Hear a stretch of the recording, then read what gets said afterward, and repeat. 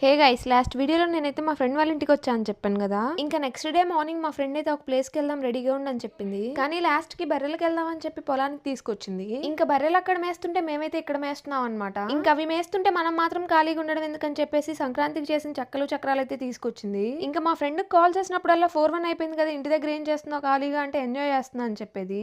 కానీ వాళ్ళు వచ్చిన తర్వాత అర్థమైంది ఆ ఎంజాయ్ ఏంటో. ఇంకా మేము అలా కొంచెం సేపు కూర్చొని మాట్లాడుకుంటుంటే బర్రెలు వెళ్ళి వేరే పొలంలో మేస్తున్నాయి. ఇంకొంచెం సేపటికి ఎండకు మా వల్ల కావట్లేదని చెప్పేసి మా ఫ్రెండ్ వాళ్ళ అమ్మ వచ్చారని చెప్పి మేము ఇంటికైతే వెళ్తున్నాం. ఇవాళ బర్రెలు మేపడానికి వెళ్ళాం కదా, పాలు కూడా మనమే తిద్దామని చెప్పి అయితే వచ్చాం. ఇవాళ మేము వెళ్ళేసరికి అనుకుంటా రోజు 5 లీటర్లు పాలు ఇచ్చేవి, ఇవాళ అయితే 10 లీటర్లు ఇచ్చాయి. అంటే ఇంకా మీరే అర్థం చేసుకోండి. ఇంకా కాలేజ్ లో ఉన్నప్పుడు ఎవరైనా నెక్స్ట్ ఏంటి అని అడిగితే ఫ్రెండ్స్ అందరం కలిసి గేదెల ఫామ్ పెడతామని చెప్పేవాళ్ళం. కానీ ఇవాళ తెలిసింది అది కూడా చేయలేమని. ఇంక ఇవాళకైతే ఇంతే. వీడియో నచ్చితే వెళ్లే ముందు ఫాలో కొట్టి సబ్స్క్రైబ్ చేసుకోవచ్చు కదా.